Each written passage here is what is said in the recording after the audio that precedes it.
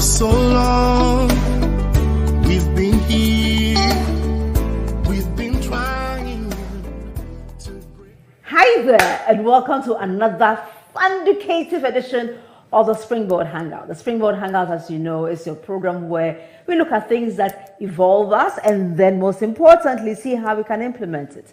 My name is Comfort Okran.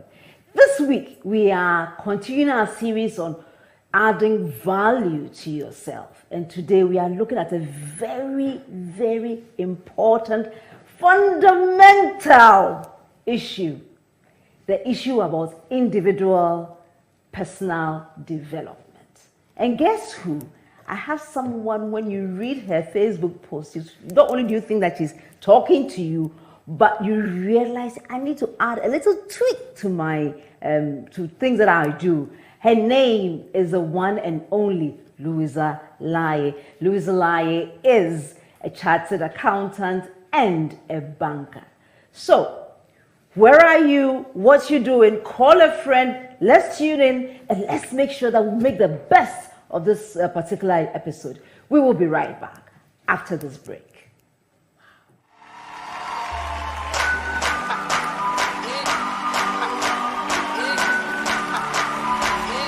Everybody clap your hands. Yeah. All right. You are kind. You are gracious. I can testify you are good. Yeah. I can only say so again. You are kind. Everybody say. Clap your hands.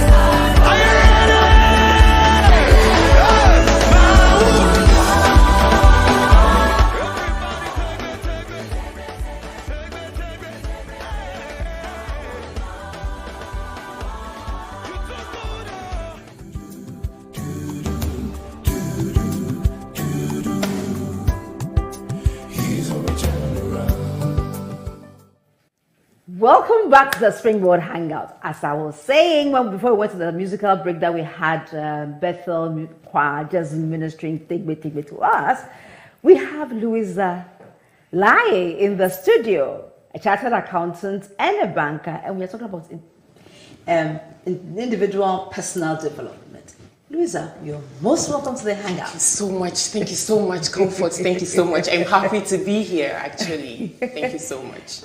You're most welcome. Louisa, today we are going to drill you, because I know you have so much inside you. We need to take everything out, or we should leave some for next time. Take everything out. I'm going empty. Take everything out. Fantastic. So whenever I hear in personal development, sometimes I wonder, what is personal development? Okay. I would use myself as a reference. Okay. I think personal development, just what it means is personal. It's supposed to be personal to you. And a lot of our own socialization and philosophies and training and education come into play. And so no matter how educated somebody is, when you meet with them, there are some things you're going to be seeing about the person, how the person is socialized. But personal development is very important because that is what takes you wherever you want to be. Okay. You understand that, Comfort. Okay. So you've got to make sure that when you are interacting with people or when you are appearing in front of people, you're putting your best foot forward. For me, the things you have to do and the things you have to put together are what constitutes your personal development, so that when you encounter people, they're going to see what you want them to see. That benefits yourself and benefits society as well. Fantastic. What you need to couch or what you need to have within you to show that you're adding value. Absolutely. To whether it's your company, Absolutely. whether it's yourself, Absolutely. or to even society. The home, the church, wherever you find yourself. Because nobody is an island. And so you always interact with people, you always encounter people wherever, anywhere. You should put your best foot forward. Whenever I hear the word development, the idea that comes to mind is that there are stages. You know, there's a plan, there's a strategy. Is there anything like that when you're doing personal development? There definitely has to be a strategy because you should have the long view in mind. Okay. What is the end game of whatever it is that you're doing? Okay. So there definitely has to be a strategy or a plan, as many people would have it. Okay. So you have to have a plan in place. And just like any human being or just like any evolution, you start from somewhere and then you progress and you continue to progress. So you can't just start and then you say, I am personally developed. No, you have to start from somewhere. Okay, So you start and then you progress, you build on your development. Okay. So in this case, does one's career aspirations have anything to do? And can you give us some example, you know, somebody that you can use as a reference to help us appreciate this interesting concept? Okay, great. I'm going to be using myself again as a reference because, Comfort, I've been in the workplace for over 22 years, actually. Really? Yes. Oh, no. For over 22 years. This one. No. Yes, for over 22 years. So January 2001 was when I actually started a structured career in a structured environment. Okay. But before January 2001, I had stints elsewhere. I had actually worked even with KSM before at 5FM. Yes, as a holiday job. Okay. You know, in the mid-late 90s. So I worked with KSM for a little bit. But in a structured work environment, this is my 22nd year at strategy level. And so I will definitely have to use myself as a reference. Now, I go into the workplace with 3 things that I care about. So I go into the workplace in January 2001 and I'm asking myself, oh wow, aside from me having my paycheck, which was really good every month, what am I going to add to this institution? So the first thing, what am I adding? Yes, what am I adding to this institution? I want to leave this place a better place than I found it. And so that was the first thing on my mind. How am I going to remain relevant in this workplace? So for me, as a young person who had gone into a structured work environment, I was a finance manager, I had a team, you know, to be working with and all of that. I didn't let all the aesthetics get into my head. I said to myself, I want to leave this place a better place than I found it. And so I've got to make sure that I'm relevant in the workplace. Relevant in a positive way that benefits the institution and that adds value to me at the end of the day. And so I'm in the workplace and I think first of all about my name, because I do not want to get my fingers dirty and then it comes back to my name or to my family. And so I'm very careful what I do in the workplace. I'm extremely careful who I interact with in the workplace because I have my name to protect. That's number one. Yeah. Number two, how am I going to remain relevant in this workplace? By ensuring that I'm getting my work done and getting it done excellently. Number three, what is the purpose of me being here? I'm looking at the long view. I'm looking at the long term. So whatever it is, that was my job role. I needed to be sure that I'm executing that job role with purpose. I'm executing that job role that will make my supervisor rely on me and even add more responsibility to the responsibilities that I already have. At the end of all these, I said to myself that I want to leave this place very fulfilled. So the paycheck just comes as a bonus because I'm enjoying what I'm doing and I'm creating a fulfilling work environment for myself. And Comfort, let me just add this. Look at it this way. We spend more than 12 hours in a day outside of our home because of our livelihoods, because of our work. Even if it's your own job or it's you are an employee in another institution, you're spending more than 12 hours or about half of your day outside of your home. So you add your to and fro commuting time and then your 8 to 9 or 10 hours you're spending on the job. Now you ask yourself, do you really want to work in a toxic environment? Because then that is going to kill you very fast. See, I almost died when you just said it. I cannot work in a toxic environment. So I said to myself, I've got to create this so that when I come to the office, I'm working in serenity.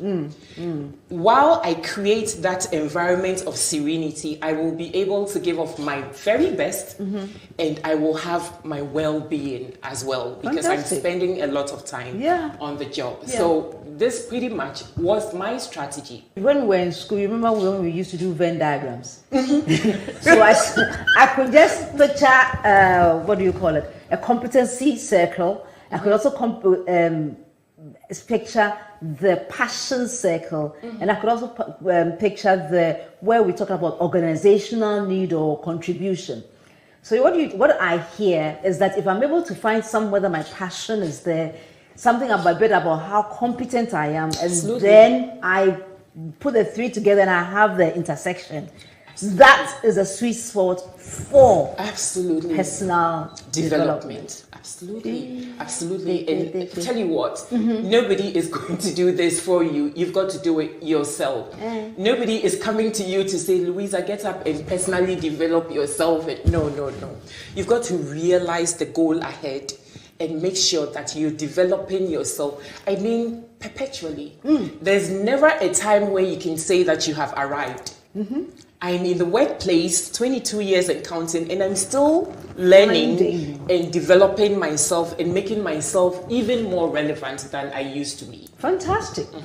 Still relevant, not because I have arrived. So you're saying that there's no arrival there? No. Till you die, I think you would continue to learn and develop yourself all the time, anytime you have an opportunity. Are there different things that are required at every stage? And what are those things? Absolutely, Comfort. If you're entering in, if you're entering at the very beginning, let's say a young graduate, you're now finding a job, you're entering in, definitely your qualification, as in your academic or professional qualification, is important because that is what will allow anybody to invite you, to want to talk to you and assess your competencies and want to bring you on board. So your professional qualification is important, or your academic qualification is important. And so at entry level, that is what you need. At middle level, you're looking at experience, because at entry level, you probably may not have any experience at all. You're now coming to learn. So your academic qualification and probably your attributes. At middle level, you're looking at experience, because the institution you're going to be working with is not now going to spend money to train you and develop. No. The institution is looking at what they can get out of you when you're entering at middle level. So you've got to have the experience. You've got to be able to be efficient. I mean, you can't come in and, do something that will take probably 1 hour, do it for 5 hours. No. You're coming in with added value. You're coming in with added value. The institution is expecting added value from you. And so you should come in with good experience that is relevant to the work that you're coming to do, and some soft skills. At middle level, you need a lot of soft skills around you to be able to enhance your ability and your skill set. So you have your qualification and all of that already. That's not important at this point.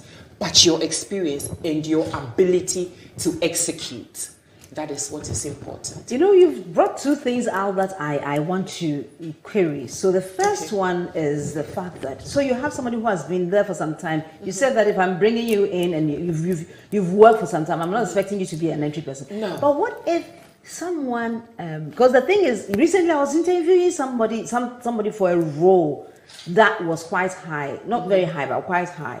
And I was asking the person, so given that these are the JD, this is the JD, and these are the things they're expecting you to do, when you come in, how would you handle your role? And he kept thinking about an operative kind of stuff. Is it possible in this case that somebody can be promoted, but the person doesn't know how to work at the new level of his or her promotion? That's the first one. Yes. And I'll follow up with another one. So can I speak to this one? Yes, speak to that one. Okay. It is so possible. It is so possible. One, because, we're human beings. People get promoted not on merit. That happens.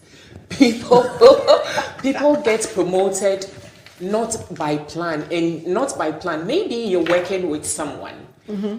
Suddenly the person resigns and somebody has to fill in. Yeah. Or suddenly, knock on wood, somebody dies and another person has to fill in, because the institution is a going concern, and so the institution has to go on. Life has to go on. So somebody is put in a position that they are not prepared for, because work has to be done. What do? You have to look at the person's readiness to adapt. We say change is the only constant in this world. That's what we say. Everything else, there's no constant except change. So change keeps happening. Now, if the individual you're putting in the role is not the kind of individual that easily adapts to change or that easily learns, then the institution is going to have challenges. This person is going to be frustrated. The boss is going to be frustrated as well, because the person cannot deliver on the role and the boss will not have his expectations met. And so both parties are going to be frustrated, and that won't be good for the environment. If a situation like that happens, we have to assess the adaptability of the person who is going to fill the role. If adaptability is zero, we can't make much progress with that. The person has to be able to adapt to change and be willing to come along with the tides. So that's a key thing that we should look out for. If the person doesn't want to change, there's not much that can be done about the person. Yes. So you've mentioned adaptability, and you brought me kind of to my second question that I wanted to ask earlier. The fact that what role does soft skills play in one's personal development? Okay, great. When we say soft skills, we probably are looking at your personal attributes. Attributes that enhance anything that you do. So not so much of the technical competence that you have, but the subtle things that are your attributes and they are personal to you. So you look at things like communication. How do people even communicate? And for me, communication is a big thing when it comes to soft skills. Go there? Yes, absolutely. Communication is such a big thing because in the workplace, or even if not in the workplace, wherever you find yourself, you're communicating. Whether you're quiet or you're verbal, you are communicating. In the workplace, you're taking instruction, you're delivering your performance, you're taking feedback, you're designing strategy. In the home, you're giving instruction to your kids, you're taking feedback. In the hospital, everywhere you find yourself. So communication is such a big thing. And unfortunately, the people who have all the competencies and all the qualification and all of that, but the communication is poor, And when I'm talking about communication, I'm not talking about speaking in English or using big words no. I'm talking about how you can make what is in your head known to the other person in an acceptable way. So I could come here and say, I may have done something wrong and say, I'm sorry. Huh. It's the same, I'm sorry. And then I come in again and say, Comfort, I'm really sorry. I didn't mean for this to happen. I'm so sorry.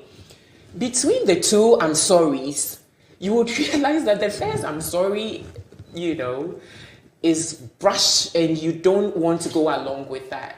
So the way we communicate and how we communicate and even what we communicate says a lot about us, and nobody wants to interact with, I've said toxic before in the first day. I hate toxicity wherever I am. So yeah, I don't like toxicity at all. So nobody wants to come around anybody who is negative or toxic and all of that shows in the way you communicate. And by communication, I mean the way you even dress, the way you show up, the way you interact with people, how you speak with people, how you impress them, how you do not impress them is all part of communication. Or even how you work with teams, or absolutely.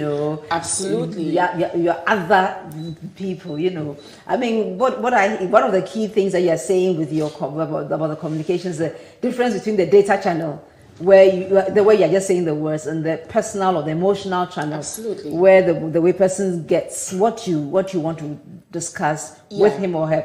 And I guess that's where something like emotional intelligence or mental fitness really plays a fantastic and phenomenal role. Absolutely. Soft skills are such a big thing for me because beyond the qualification that anybody is bringing in onto my team, I'm looking at how the person fits into the team by way of their mannerisms, by way of even time management, positive attitude. You have to work within a certain time frame. You have to do everything. We have just 24 hours in a day. You have to sleep, you have to eat, you have to work out, you have to do your job, and all of those things. How are you managing the time such that you're going to be effective on the role and you're going to deliver your performance? How are you doing all of that? If you're not managing your time well, then the institution is not going to get much out of you, and you're not even going to impress yourself. You're not going to be happy on the job yourself. I mean, you would know that yourself. So soft skills are very necessary as we go along on the job and anywhere else we find ourselves. Fantastic. Kofi Clement joining from our dentist says that insightful thoughts on continuous development. And then Claude is asking, Madam Louisa, talking of people getting promoted without merit reminds me of corporate politics. Is it real or perceived? Oh, it cannot be perceived. It is real. Yes, it is real. Corporate politics. I say to my team all the time in the bank that we are all politicians. What we see the politicians do in governance, I mean in national governance, is the same things that we also do in the workplace. The workplace is political. It's a very political environment. And what do I mean by political? I mean, in the workplace, people like to manage expectations. My team members manage me. They know what I will frown on and what I will applaud. And so they manage me. I manage my boss as well. You know, we all manage Each other. each other. That is politics. That clearly is politics. Again, there are people who, because they do not have the qualification or what it takes to be in a role, they have to use other means to remain on the impression of decision makers in the workplace. And so you find in some workplaces where there's a lot of bootlicking.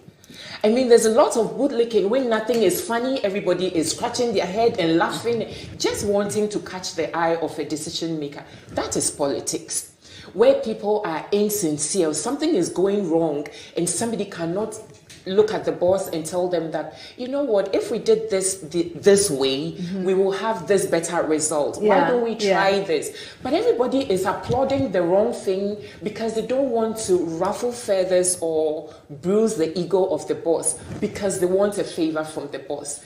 And unfortunately, there are some bosses that do not see through this kind of behavior. And so the more they catch the eye of such persons, the more they favor them in the workplace, because they know, oh, if I want someone to buy wache for me, Amma is going to leave her desk and go and buy the wache for me. But if I want someone to clean my car for me and I go to Louisa, she won't even bat an eyelid. And so if there's this favor for two, I'm going to give to Amma because she buys me wache and she, you know, that kind of. So the workplace politics exists a lot. And for me, it brings me to a place of integrity. I like to, and anybody who has worked with me throughout my 22 years will tell you that when it comes to integrity, I do not make or take compromises. I need people of integrity around me. And if it means that I would have to exit you from my team because you don't have integrity, I will do that unapologetically, because we need to be sincere with each other in the workplace. And if you can't show me that you're sincere, if you can't tell me my wrong, even as a supervisor, then I don't need you on your team. So yeah, workplace politics actually exists. It did there, like but you see, Louisa, let's look at this. Let's presume that you have someone on your team. The person has integrity and everything, but the person is looking at the next point in that developmental journey and starts eyeing somebody else's job. Sure, it happens. It happens. Is it possible? How would you interpret this person's aspirations in this case? Is it a case of being too known, being opportunistic, or is it a case of looking at what I have and feeling or believing that I can add more value to that role, and therefore, if I aspire for it, give me the chance? I honestly do not understand what in our local parlance we call too known. I don't get it. Why? But as a human being, yes, as a human being, we evolve anyway, whether by choice or not. You will evolve. I mean, this is not how I was born. So you will evolve anyway. The same thing happens in the workplace. You're doing one thing and you feel that you have gathered a lot of experience. You feel that there's a lot more you could do for the institution. Why not? Why not? You should be able to step forward and say that I have this other skill. Right now, I'm a teller. I'm entering data and dispensing cash and, you know, all of those things. But I have writing skills. I could write corporate literature for this institution. So you step up and speak to your supervisor and say, these are the other skills you have. Your supervisor, if they're working well with you, would want to see the organization as the bigger picture and see that, okay, we actually need somebody to write for this organization. So even though you're a teller and you have this other skill, let us assess the skill and let's see how you could be of added value to the institution. And that depends on the psyche of your supervisor or whoever you're going to be speaking with to assist you get into that role. I don't think it is too known or being opportunistic, or at the end of the day, you're adding value to the institution and you are also evolving. And I think it's a win-win for both the individual and the institution. It's a win-win. And on that win-win note, you're going for a short break.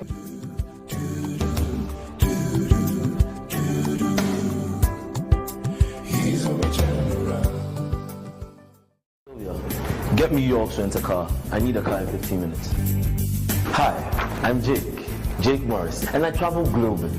But when I'm in Ghana, York's Rent-A-Car is my reliable choice for safety and comfort on the road. York's Rent-A-Car provides comprehensive logistics services to mainly blue-chip companies as well as individual clients. At the time, we needed a car rental service, and York's fitted in very well per our standards. Their services is top-notch. Drivers are on time. It was beautiful to see them behind the wheels. And anytime they pick up a guest, the guests were very, very happy. Already? Yes. Excellent. York's Rent-A-Car provides services and expertise that include meet and greet services at the airport, car rental, driver personal outsourcing, and vehicle detailing. What's the problem? Easy. I told you, York's Rent-A-Car delivers world-class service to its customers, having their highest safety and comfort in mind. So watch you. Two of us are open for him. York's Rent-A-Car runs 24/7 operations where customers can make car reservations and inquiries of our services online and also call our hotline.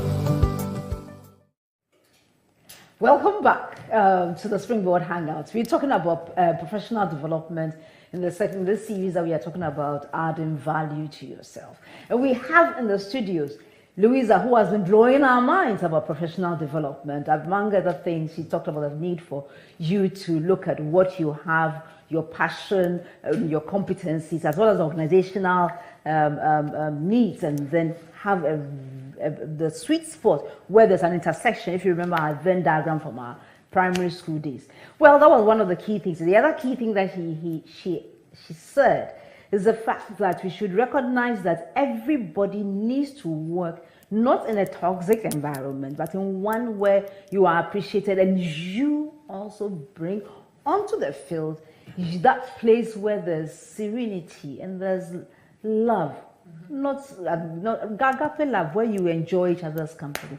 Most importantly, soft skills are needed, and these soft skills include your competence, your adaptability, your flexibility, the fact that you can work under strenuous environments, how well you can even communicate with your fellow members, how much you're a team player, and so on and so forth. Sometimes we have someone who is really dreamt about a job for so long, and then sees the opportunity in the, let's say, whether on the social media or in the newspaper. Sometimes nowadays they don't go there, but on the social media, and the person commits so many mistakes. Can you share some thoughts about kind of mistakes that young people do when they are getting to the workplace and how they can avoid basic do's and don'ts for your professional development? Okay, when it comes to do's and don'ts, I do not think we have any limits. We don't have any limits. Again, it will mostly also depend on the person's philosophies they formed and the person's socialization, education, training, and all of those things. But in the workplace, people are eager to perform. That's the foremost thing. They're eager to perform. And so in being eager to perform, you're telling yourself that, oh, I should be able to finish this work by noon. You're not able to, so you are rushing to do it to impress your supervisor, and then you make mistakes as you're rushing to do it. You're not. Yes. Absolutely, that you are rushing and then you make mistakes. And when you make the mistakes, because your time is also up, you deliver the work. And that's a terrible thing. What I realize is most young people, because they're eager to make a mark, they're not patient. We are not patient. We always want to rush, and because we are not patient, we don't get the results that we want, and then we give up. If you want to grow in life, not even just in the workplace, you don't have to give up easily. You have to have patience with yourself. And you have to understand also that you are a human being. I mean, you cannot do things that are extraordinary under ordinary circumstances. So you have to be a little patient with yourself. If you rush and you don't meet your targets, you get disappointed, then you give up. And then once you give up, you're confused, you don't even know how to move on again. So I think we should just relax in the workplace. You have the job. Your mindset is right. Take your time and get the job done, and done well. Number 2, pay attention to detail. I like to pay attention to detail. If I bought a box of fragrance and I saw typos in that box of fragrance, no matter how sweet that fragrance is, I'm not going to use it. If I bought Ideal milk, or if I bought something to eat and I see on the literature that there are typos, that would tell me that not much attention was paid to the item I'm going to consume, and so I'm not going to consume it. The item may be very wholesome, but because of the typos in the communication, I'm not going to have the item. And so paying attention to detail is very important. Very, very important. It says a lot about you. It tells people how meticulous you are and how they can entrust responsibility to you and how they can rely on you. So that is very critical. Again, this is personal to me. One thing I do not like at all, and anybody who knows me will tell you, that I don't like to frolic. I do not frolic at all. What I do, however, realizing that no human being is an island, what I do is I try to maintain decent cordiality around the workplace or wherever I find myself. So I see you in the elevator. Hi, Comfort, how are you? How are things? How are you doing? How is work? It ends there. I don't come to your desk to gossip or to find out the latest gossip in town, what somebody is wearing. It's none of my business. It's absolutely none of my business. And that is one thing we should watch in the workplace, especially because the more you frolic, the more you engage in idle talk that do not add value to you, and the quicker you get into trouble. Once you're in trouble in the workplace, you're likely to lose that job.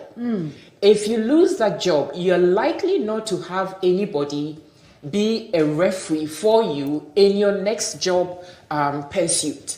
And so I'm very mindful about relationships in the workplace.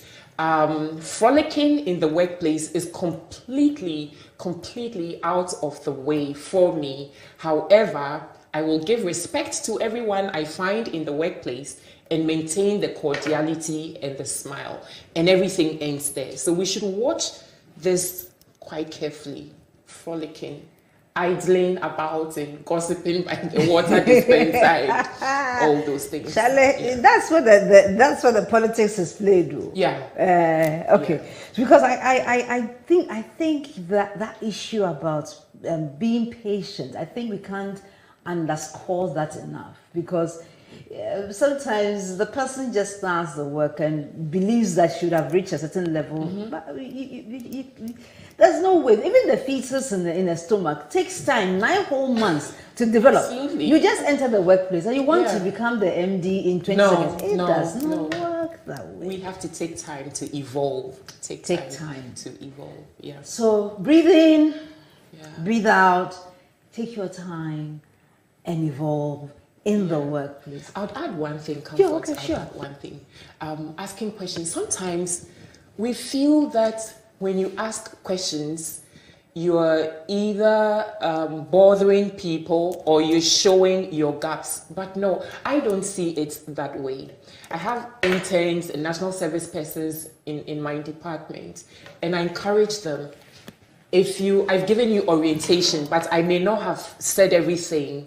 If you encounter anything while you're working, please ask. Don't be inhibited. Just come forward and ask. Ask till you're convinced that you understand what you're doing. If you feel that by asking you're bothering me or you're bothering the other person, we are all not moving forward. So ask and be taught. Or don't think that you are expected to know. So when you ask, it will show that you don't know. No. We have to ask questions. I ask questions a lot. And that's why that's how I become knowledgeable. Because if you don't ask, you won't know. So ask questions as well. Charlie, if you don't ask, you will never know. I mean, that's a very important thing. I remember this young lady telling me that she just got a role. When she got the role, she felt that if she was asking questions, people would think that she doesn't know what she's doing, so she couldn't ask questions. And then she said she observed another person who came after her. And this person, when you assign the person a job, he will come back and say, okay, so this thing, how are you doing? And and ask a lot of questions. He said that she observed that the person was just, less mistakes than she did. And she said, okay, so now I realized that I was making a huge mistake not asking questions. So bro, sis, ask the questions. Please ask. Because when you ask, you will get to know and you'll be better informed to do what you have to do in a better way. Yeah. So I'm expecting some more questions from you, especially in your workplace. Bother them. When they say, if you ask too many questions, say, oh, it's just to know. That's all. Not too much. That's basically True. Okay, so we've talked about this. You've asked the questions, and then somebody says that but me, I just finished my course. I just finished a course in, let's say, masters in something or in somewhere like that, and comes and says I want promotion. Do we look at the paper qualification or do we look at the competence of someone who we want to advance the person, especially as a person is developing themselves? Paper or competence? Okay, we look at both, but paper will be the very last thing I will look at if I'm the decision maker.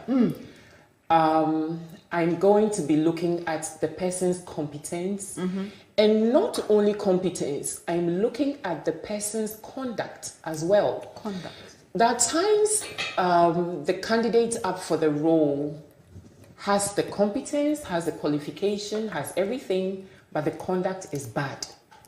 The conduct is toxic. I remember in an institution I once worked, we had an IT person. He was excellent. I think the guy is just a wizard. He is excellent. But he was fraudulent as well. He knew how to manipulate the system from the back end to commit fraud. In spite of the fact that this guy had trained in super sterling institutions, he has the experience, he has the competence, he's tried and tested, he was fraudulent. And so such a person cannot even be part of the team. As soon as he was found out, we got him picked up by the police and we exited him. And I had a lot of my colleague heads come to me and say, oh, Louisa, but this guy was doing really well. We never found anybody like him. But we had to let him go in spite of all the attributes. So for me, I've already mentioned integrity. I mean, there can be nothing short of integrity. You can be as competent as whatever, but if you don't have integrity, forget about it. You cannot grow in the workplace. You cannot go anywhere in the workplace. So come back to the promotion thing. We shouldn't think that just by having a certificate of some sort, it ends as a ticket to be promoted. No. That's the last thing I will look at. The very last thing, if at all, that's the last thing I will look at. I'm looking at soft skills. I'm looking at your adaptability. I'm looking at your integrity. I'm looking at what value you bring to the job. Sometimes these paper qualifications, Comfort, are a bit funny because people do all kinds of things for degrees and qualifications. I mean, people have others write their thesis for them. They don't even have an idea what their own thesis, was supposed to investigate and things like that. But somehow, or they will cheat in the examination and come out with first class, second class, upper. Those things don't matter too much to me. It is what you can do and the value that I experience from you are what will aid my decision making in this regard. You know, Warren Buffett talks some time ago about competence, looking for somebody who's competent as well as person of integrity. Says a person doesn't have integrity. Forget it. Yeah. Forget it. That's just it. Forget it. That's it. I mean, go to take this example. Maybe this example will be great. You go to the hospital, you are unwell, and the doctor prescribes lab tests for you just to be able to diagnose what is wrong and give you medication. And the lab technician gives you wrong. I mean, because they don't have integrity, they manipulate your samples and you have wrong diagnosis. I mean, just look at it and conclude. Yeah. Integrity is everything. It's everything. For me, integrity is it all. For me, and anybody who works with me knows that you won't survive in my team if I find you out to have questionable character. Integrity indeed is everything. So let's not just watch out for it. Let's exhibit or inculcate that in every aspect of our lives. And I can assure you to take us so far. We have, what do you call it? We have Mami from Tema saying that, what about fear? Can the fear of losing your job cause you to repeatedly make mistakes? Okay, can I speak to that? Yeah, please. I won't pretend to know all the answers, Comfort, but yes, fear is a thing that we encounter a lot in the workplace. It is also because of how an individual may have found themselves in the organization, so you are in constant fear. You probably know that you don't qualify for this role, somebody took a chance and put you there. Or you know that we call something kululu. You know that some kululu has happened somewhere. Small kululu, yes, but so still affecting you in your work. So you're not confident in yourself. You're not sure what will happen. You're not sure when this thing will be found out. Or you know that you're doing something in the workplace. Maybe you are in some amorous relationship with somebody in the workplace and that person too is involved with another person and you have a rival. And these things happen in the workplace. So you don't have peace. And remember, Comfort, when we started, I mentioned serenity. That matters a lot to me. Because imagine being in the confines of a place for 9 hours or 10 hours, not working in serenity. I can't imagine that. So I try not to get myself involved in, I just try, so that I can always be at peace in the workplace.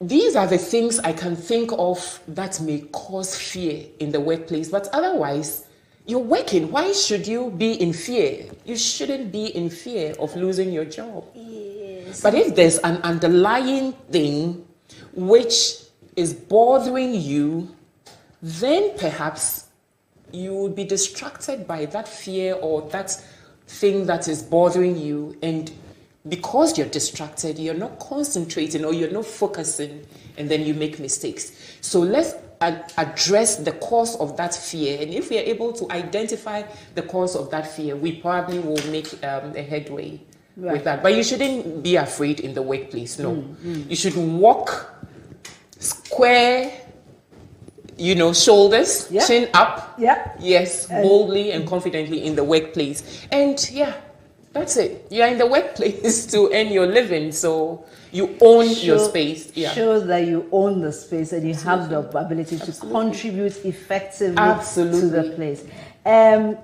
From Tamale is asking about mentorship.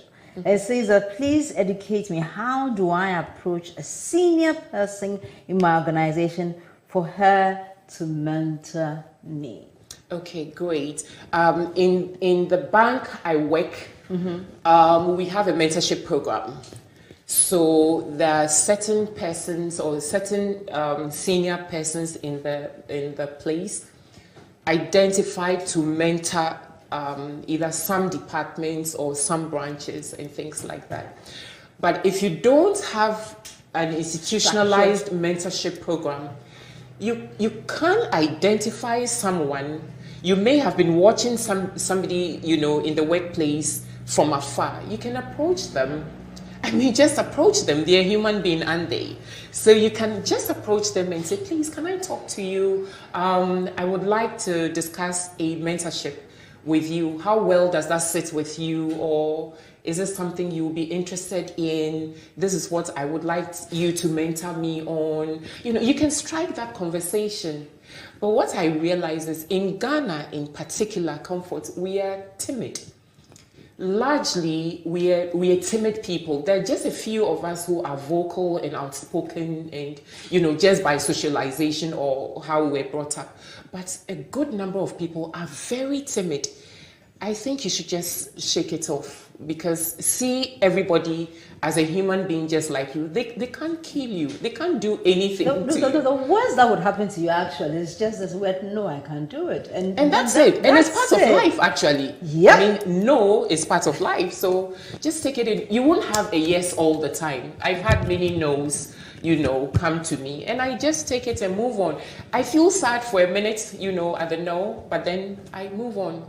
Yep, indeed. And there are opportunities coming up all the time. So. You can move on. The mentorship plays a very significant role. So, Louisa, as we wrap up this conversation, what 3 ideas would you like to leave with our members today? Okay, so again, I'm using myself all the time as a reference. Just stay out of the noise, because you can easily be distracted in this life. Things will just come up and you'll be distracted. Identify what you want to consume and identify what is noise that you want to move away from. That's what I do. For example, I go on social media when I have time.